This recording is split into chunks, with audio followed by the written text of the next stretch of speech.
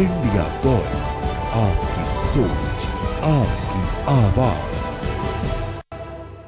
नमस्कार, स्वागत है आप सभी का झारखंड की खबरों में। मैं आपके साथ निकिता कश्यप। बुलेटिन की शुरुआत करते हैं। मुख्यमंत्री हेमंत सोरेन ने असम में चुनाव प्रचार के दौरान गुवाहाटी में स्थित प्रसिद्ध शक्तिपीठ मां कामाख्या देवी मंदिर में दर्शन किए हैं और जहां उनकी ओर से पूजा अर्चना की गई, तो वहीं मुख्यमंत्री हेमंत सोरेन ने जनता के लिए सुख शांति की प्रार्थना की है। जहां पूजा अर्चना के बाद मुख्यमंत्री हेमंत सोरेन ने कहा कि असम की वीर और क्रांतिकारी भूमि के भाइयों और बहनों, बुजुर्गों, तो वही बच्चों से मिलने वाले स्नेह और आशीर्वाद ने मन को अभिभूत कर दिया है। तो साथ ही साथ मुख्यमंत्री ने आश्वासन दिया है कि वे हमेशा से शोषित, वंचित और आदिवासी समाज के साथ कंधे से कंधा मिलाकर खड़े रहेंगे। चुनाव में लड़ा हूं तो डेफिनेटली लोग ग्राउंड में हैं और ये सारी चीज़ें ग्राउंड से ही आपको बहुत बेहतर पता चलेगा कि इसका रिजल्ट किस तरफ होगा, कैसा होगा। वोट में चोरी करो, वोट में डाका डालो, वोट मैनिपुलेट करो, वोटर को मैनिपुलेट करो, उनके कई पैरामीटर्स हैं दावा करने का।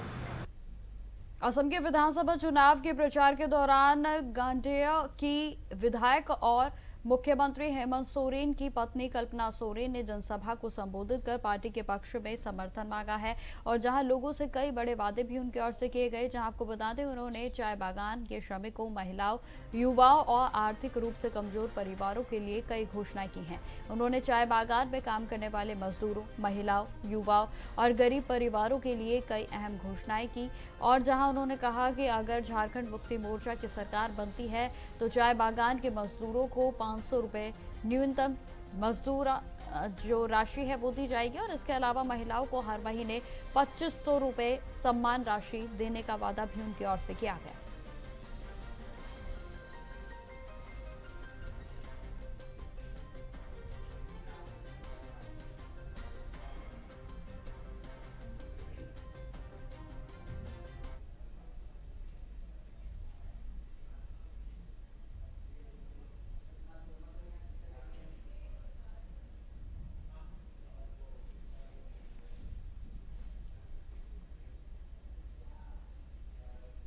खबर रांची से है, जहां विपक्षी नेता बाबूलाल मरांडी ने मुख्यमंत्री हेमंत सोरेन पर तीखा हमला बोलते हुए कहा कि मुख्यमंत्री राज्य के विकास में कोई दिलचस्पी नहीं लेते और एक पर्यटक की तरह ही घूमते रहते हैं। जहां मरांडी ने 26 जनवरी का उदाहरण देते हुए कहा कि जब पूरा देश गणतंत्र दिवस मना रहा था तब मुख्यमंत्री लंदन में मौजूद थे।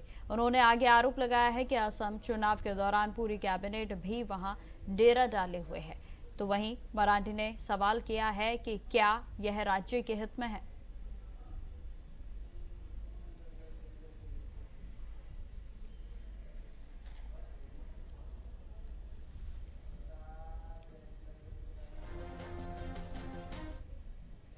यहाँ देखिए, झारखंड के मुख्यमंत्री को तो झारखंड में कुछ काम करना है नहीं।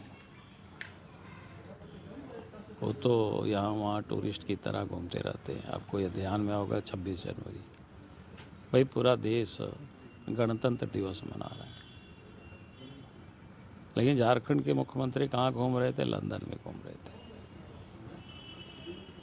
असम में चुनाव है, पूरी मंत्रिमंडल वहाँ जाकर के डेरा डाले हुए हैं। क्या मतलब है साहब? आप कितना सीटों पर चुनाव लड़ रहे हैं? 18 या 20-21 सीटों पर चुनाव लड़ रहे हैं। क्यों चुनाव लड़ रहे हैं 18-20 सीटों पर? उससे तो ना आप सरकार बना सकेंगे ना कुछ कर सकेंगे। तो इसलिए मैं जहाँ तक सोचता हूँ कि भाई वो क्यों कर रहे हैं, तो हमें लगता है कि चुनाव लड़ने के लिए नहीं, थोड़ा पता करना चाहिए आप सब लोगों को भी। कहीं चाय बागान जो घूमते घूमते कहीं चाय बागान खरीदने तो नहीं गए हैं, वहाँ तो कोई इन्वेस्ट नहीं कर रहे हैं ये, क्योंकि 8-10 सीट जीत करके भी क्या करेंगे? जो उनके बयान मैंने देखा कि अखबारों में ही छापा है कि हम 10 सीट ले लेंगे तो ये कर देंगे। भाई यहाँ तो आपको बहुमत की सरकार मिली हुई है, तब तो यहाँ ट्राइबल की क्या हालत है? कोई बीमार होते हैं, एम्बुलेंस नहीं मिलता है, और क्या कहते हैं गर्भवती महिला को गोड्डा में देखे होंगे कि कहाँ टेम्पो में बच्चे को जन्म दे दिया। हॉस्पिटल में लोग मर जाते हैं, एम्बुलेंस नहीं मिलता है, साइकिल पर, कंधे पर टांग करके, बक्सा में, झोली में बच्चे को लोग लेकर के जा रहे हैं। देखिए झारखंड। खबरों में आगे बढ़ते हैं। अब खबर हजारीबाग से है, जहां सदर विधायक प्रदीप प्रसाद के द्वारा अंबा प्रसाद को हताशा प्रसाद कहने के विवाद में आज अंबा प्रसाद ने प्रेस वार्ता कर पलटवार किया है, और जहां उन्होंने कहा कि सत्ता में रहते हुए भी वे सरकार से सवाल पूछते हैं, जबकि विधायक विपक्ष में रहते हुए प्रशासनिक सेवाओं की चापलूसी कर रहे हैं। हम कहीं गलत रहेंगे तो बिल्कुल लोग बोलेंगे कि यहाँ पे आप गलत बोल रही है, लेकिन मुझे जब कहीं पे काट नहीं पा रहे हैं कोई, तो यहाँ पे तो कोई बात ही नहीं है कि कोई आगे कुछ वैसा बोलेगा। और मेरे पार्टी ने तो कोई मेरा विरोध नहीं किया है, मेरे पार्टी ने तो कोई विरोध नहीं किया है। और मेरे पार्टी के जो हमारा लड़ाई है विस्थापन का, उन सब चीजों में तो आप सुन चुके हैं कि प्रदेश प्रभारी जी ने हमें पूरा सहयोग और पूरा समर्थन दिया हमारे लड़ाई को, और उन्होंने ये भी बोला है कि हम सड़क पे उतरेंगे और आंदोलन करेंगे। हम कहीं गलत रहेंगे तो बिल्कुल लोग बोलेंगे कि यहाँ पे आप गलत बोल रही है, लेकिन मुझे जब कहीं पे काट नहीं पा रहे हैं कोई। खबरों में आगे बढ़ते हैं। खबर सरायकेला से है, जहां पद्मश्री सम्मानित छुटनी महतो ने प्रधानमंत्री नरेंद्र मोदी की सराहना करते हुए कहा कि संसद सत्र को 3 दिन बढ़ाना एक सराहनीय कदम है। उन्होंने कहा कि सरकार जिस गति से काम कर रही है वह काबिल तारीफ है। जहां महतो के अनुसार जो काम पिछले 30 वर्षों में नहीं हो पाया था, उसे मोदी सरकार ने मात्र 2 दिनों में ही पूरा कर दिखाया है।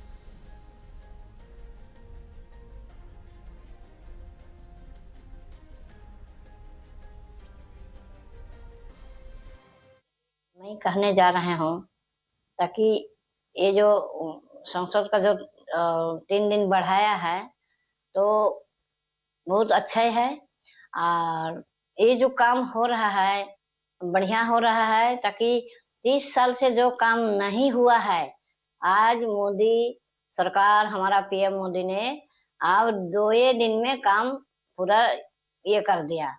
अब उससे बढ़कर और क्या चाहिए, लेकिन मोदी ये हमारा मुमकिन है, और मोदी के लिए हम हमेशा उसका हम धन्यवाद दे रहे हैं। और जहाँ जहाँ मोदी काम कर रहा है वो उनका लिए नहीं, देश का लिए, गरीबों का लिए, महिला का लिए, जो जगह जगह में झुग्गी झुपड़ी में जो महिला लोग जो परिवार था, आज हर सबको को मोदी आवास मिल रहा है और मिलेगा। और 2030 तक पूरा जितना मोदी आवास होने वाला है वो पूरा कंप्लीट हो जाएगा, और मोदी का नाम रोशन तो है और होगा।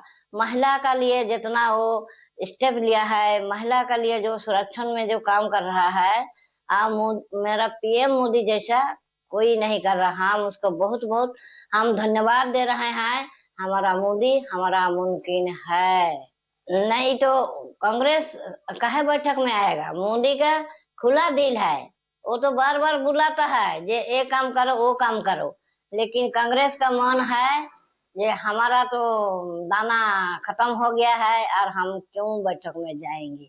उनका कहना है जब मोदी हर भाजपा सरकार, हमारा भाजपा सरकारें रहेगा, और भाजपा सरकारें ने इतना महिला पुरुष रोजगार आमदनी हर गांव हर जिला हर पंचायत हर देश में, देश से विदेश तो हमारा मोदी ने उनकी। खबरों में आगे बढ़ते हैं। ट्रांसजेंडर समुदाय ने मोदी सरकार के नए बिल के विरोध में जमकर हल्ला बोला है। जी आपको बता दें कि दिल्ली के जंतर मंतर से लेकर जिले और कस्बों में विरोध प्रदर्शन की तस्वीरें देखने को मिली, जहां आज जमशेदपुर में ट्रांसजेंडरों ने काले वस्त्र पहनकर काला सप्ताह मनाते हुए जिला उपायुक्त कार्यालय का घेराव किया है। उन्होंने सरकार से सवाल किया है कि नया बिल लागू होने पर उन्हें अपनी पहचान साबित करने के लिए किसी के सामने कपड़े उतारवाने पड़ेंगे।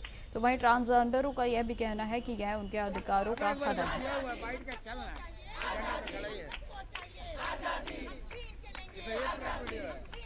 2026 में जो बिल आया है, हम सभी किन्नर समुदाय उसका विरोध करते हैं। आज आप देखेंगे हमने सभी काले कपड़े पहने हैं, क्योंकि हम काला सप्ताह मना रहे हैं। क्योंकि आज हमारे दिल्ली में जो जंतर मंतर है वहाँ भी हमारे पूरे भारतवर्ष के हिजड़ा समुदाय, किन्नर समुदाय इकट्ठे हुए हैं, क्योंकि इस बिल ने हमें पूरी तरह से अलग कर दिया है, हमारा अधिकार छीना है। जो अधिकार हमें नालसा ने और सुप्रीम कोर्ट ने हमें दिया था, उस अधिकार का हनन किया इस बिल ने। इसी बिल की वजह से आज पूरा किन्नर समुदाय यहाँ पे इकट्ठा है, क्योंकि हमारे अस्तित्व की लड़ाई है, क्योंकि हमारा अस्तित्व आज खतरे में है। और अगर ये बिल पास हो गया है और अगर बिल में काम होना शुरू हो गया तो हमारा अस्तित्व जो पूरी तरह से खत्म हो जाएगा। चाहते हैं कि इस बिल को वापस लिया जाए और जो अधिकार हमें नालसा जजमेंट ने, सुप्रीम कोर्ट ने दिया था कि स्वयं हम स्वीकार करते कि मैं ट्रांसजेंडर हूँ तो मैं ट्रांसजेंडर हूँ, इसके लिए मुझे दूसरे किसी व्यक्ति के प्रमाण की जरूरत हमें नहीं है। यही है कि जो उभयलिंग व्यक्ति है वही व्यक्ति ट्रांसजेंडर हो सकता है, बाकी लोग ट्रांसजेंडर नहीं है। और केंद्र सरकार का ये कहना है कि हम कुछ चीज़ों को अगर पास करते तो इसका गलत लाभ मतलब गलत लोग इसका लाभ उठाएंगे। आप बताइए आज तक कितने लोगों ने गलत लाभ उठाया हो। यहाँ पे जो पेंशन की बात है, अगर 2000 के किन्नर समुदाय है तो सिर्फ मेरे ख्याल से 20 या 30 लोग पेंशन उठा रहे होंगे, तो कहाँ से गलत है। तो सरकार को सोचना चाहिए और सरकार को समाज के लोगों से एक बार बैठकर पूछना चाहिए कि आपकी क्या जरूरत है। उन्होंने जरूरतों को नहीं देखा, उन्होंने 6 घंटों में फैसला लिया और हमें तितर बितर कर दिया। खबर जमशेदपुर से है, जहां डिमना के स्थित एमजीएम मेडिकल कॉलेज और अस्पताल में जूनियर डॉक्टरों ने मानदेय बढ़ाने की मांग को लेकर अनिश्चितकालीन हड़ताल को शुरू कर दिया है। पिछले 1 महीने से विरोध जता रहे डॉक्टरों ने सोमवार से कार्य बहिष्कार का कदम उठाया। हालांकि आपको बता दें कि आपातकालीन सेवाएं चालू हैं, लेकिन ओपीडी और अन्य नियमित सेवाएं पूरी तरीके से प्रभावित हो रही हैं। जहां जूनियर डॉक्टर्स का कहना है कि उन्हें बिहार की तर्ज पर उचित मानदेय नहीं मिल रहा है, जबकि कार्यभार लगातार बढ़ता जा रहा है। हड़ताल से अस्पताल में मरीजों को भारी परेशानियों का सामना करना पड़ रहा है, तो वहीं दूर दराज से इलाज के लिए आने वाले मरीज बिना उपचार के लौट रहे हैं। देखिए, ये धरना इसलिए आज हम लोग धरना पे बैठे हैं क्योंकि पिछले 5-6 साल से हम लोग सरकार के पास अपना रिक्वेस्ट रख रहे थे। अपना जो स्टाइपेंड है वो बहुत ही कम मिल रहा है हम लोग को। उसके लिए हम लोग 5-6 साल से सरकार के पास जा रहे हैं। मतलब कि 8 से 10 बार हम लोग जो अथॉरिटीज़ है, जो रिस्पॉन्सिबल पर्सन है, उनके पास जा चुके हैं बस। लेकिन हर बार हम लोगों को मौखिक आश्वासन मिला है कि हाँ हो जाएगा। तो इसके बाद हम लोग अभी से 3-4 हफ्ता पहले से हम लोग हर मंडे ब्लैक बेजेस लगा के ड्यूटी कर रहे थे, ये बताने के लिए सरकार को कि हम लोग 6 अप्रैल से स्ट्राइक पे जाएंगे। उससे पहले आप इस चीज़ को संज्ञान में लें और इसका एक मतलब ऑथेंटिक हम लोगों के पास अगर आप इस चीज़ पे कार्रवाई कर रहे हैं, इस चीज़ को सुन रहे हैं, तो आप एक रिटर्न में या फिर एक ऑथेंटिक रिप्लाई हम लोग को दें, जो कि हम लोग को नहीं मिला है। उसके वजह से जो कि हम लोग पहले से डिसाइडेड था कि हम लोग 6 तारीख से स्ट्राइक पर जाएंगे। डॉक्टर ऋषभ, मैं जेडीए के तहत यहाँ खड़ा हूँ। हम लोग 2 साल से 5 मई 2025 का हम लोग के पास रिटर्न साइंड रिसीविंग है। हम लोग 2 साल से श्री बन्ना गुप्ता जब हेल्थ मिनिस्टर थे तब से लेके श्री इरफान खिलाड़ी अभी हेल्थ मिनिस्टर है तब से हम लोग अपने डिमांड के लिए कम से कम 15 से 20 बार उनके पास जाके अपनी बात रख चुके हैं। हर बारी हम लोग को वर्बल एश्योरेंस मिला है कि आपका काम हो गया, एक डेडलाइन के साथ भी, इस तारीख को हो गया, इसके बाद हो गया, म्यूनिसिपल इलेक्शन के बाद हो गया, लेकिन हर बारी हम लोग हमारी मांगों को एकदम नीचे रख दिया गया। जमशेदपुर में निजी स्कूलों में रीएडमिशन के नाम पर अभिभावकों से हो रही वसूली से जिले के अधिकांश माता पिता को परेशान और दुखी कर दिया है। हालांकि आपको यह भी जानकारी देते चलें कि आमतौर पर इस मुद्दे पर राजनीतिक पार्टियां मौन रहती हैं, लेकिन झारखंड की क्षेत्रीय राजनीतिक पार्टी JKLM ने आवाज बुलंद की है और जहां पार्टी के नेताओं ने जिला उपायुक्त को निवेदन पत्र सौंपकर मामले की गंभीर जांच कराने के लिए भी मांग की। जहां जानकारी के अनुसार JKLM के नेता ने स्पष्ट कहा है कि यदि 15 दिनों के भीतर जांच पूरी नहीं की गई तो समाधान नहीं निकाला गया तो पार्टी सख्त कदम उठाने के लिए आंदोलन शुरू करेगी। पर भी कुछ काम होना चाहिए। उदाहरण ये है कि जितना भी जमशेदपुर में प्राइवेट स्कूल है, रीएडमिशन के नाम पर परिवारों को जो है जबरन पैसे का उगाही किया जाता है। विद्यालय के अंदर जैसे पेरेंट्स जाते हैं उनको एक पर्ची पकड़ा दिया जाता है और बोलता है कि बगल में कॉपी किताब मिल रहा है, आप लोग जा करके ले लीजिए।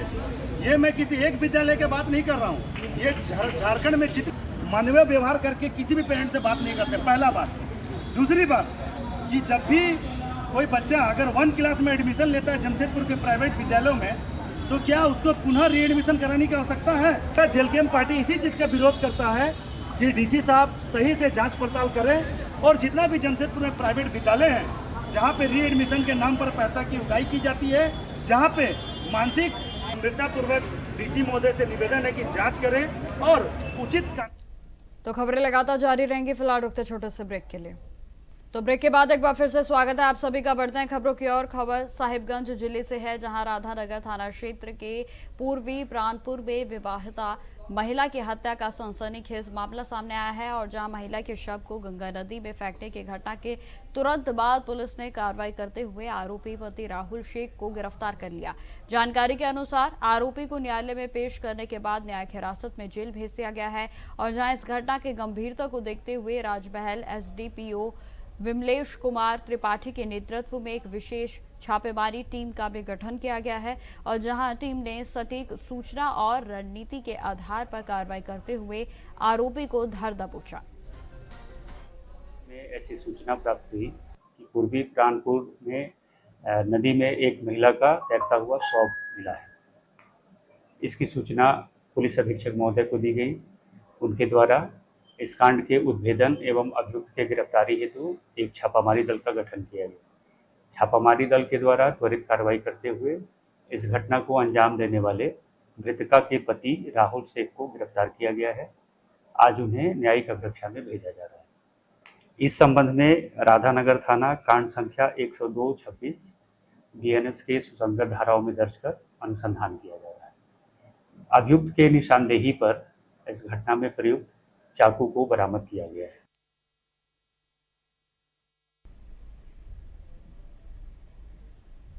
खबर बोकारो से है, जहां से एक चौंकाने वाला मामला सामने आया है। आपको बता दें कि पुलिस इंस्पेक्टर के वेतन खाते से फर्जी तरीके से 3.15 करोड़ रुपए निकाल लिए गए। जहां इस मामले में पुलिस ने कार्रवाई करते हुए अकाउंटेंट कौशल कुमार पांडे को भी गिरफ्तार कर लिया है। तो वहीं आरोप है कि पांडे ने योजनाबद्ध तरीके से बैंकिंग प्रक्रियाओं का दुरुपयोग करते हुए इस बड़ी रकम पर हाथ साफ कर लिया और जहां पुलिस के अनुसार आरोपी ने लंबे समय तक फर्जी ट्रांजैक्शन के जरिए रकम निकाली है और जिससे कि यह घोटाला सामने आया है। तो वहीं मामले की जांच जारी है।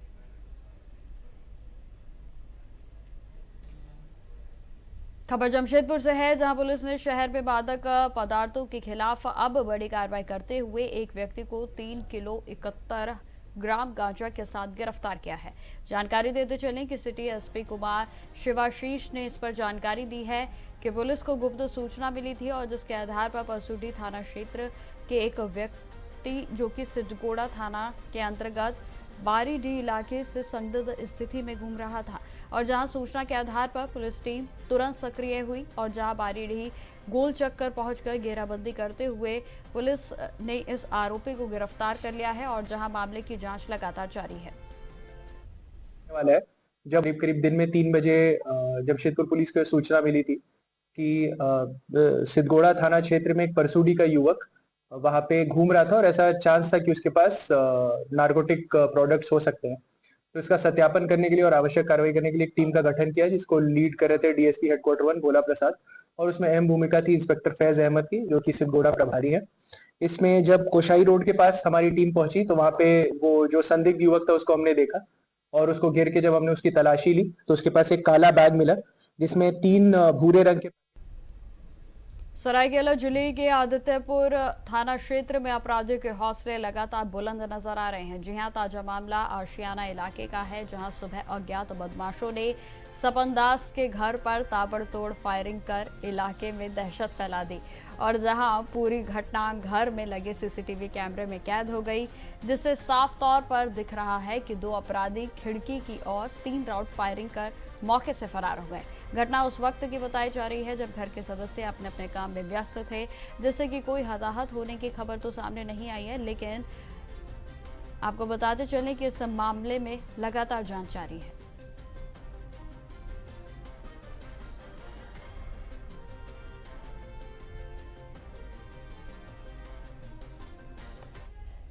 आज सुबह लगभग 7:55 में सॉरी 6:55 में हम लोग छत में कुछ काम कर रहे थे तो अचानक 3 फायरिंग का आवाज़ कान में आया। तो मेरा मिसेस भी मेरे साथ ऊपर में थी मैं मेरा मिसेस को बोला कि देखो फायरिंग का आवाज़ आया, तो मेरा मिसेस तो उतना जानती नहीं है, वो बोली कि नहीं कोई फटाका उटाका फूटता होगा। तो हम छत में दौड़ के कोना में आए तो 3 लड़का एक स्कूटी में बैठा हुआ था और 2 लड़का दौड़ के गया वहाँ से गाली गलौज करते हुए गाड़ी में बैठा और वहाँ से निकला। फिर हम लोग जानते नहीं अपना छत में काम कर रहे, नीचे बहुत भीड़ लगी हुई थी, तो हम लोग को बुलाया गया भाई आपका घर में ऐसा ऐसा हुआ है, आपको पता नहीं। फिर हम लोग नीचे आके देख रहे हैं तो खिड़की में 2 नीचे खोखा गिरा हुआ था।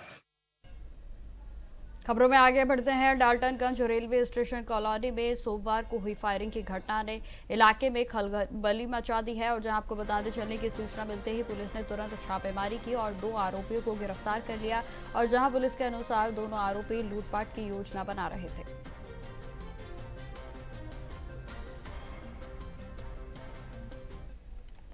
तो फिलहाल मेरे साथ इस बुलेटिन में इतना ही। देश दुनिया की तमाम खबरों की जानकारी के लिए बने रहें हमारे साथ।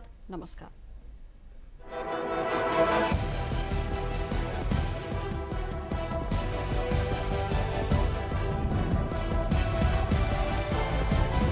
इंडिया वॉइस, आपकी सोच, आपकी आवाज।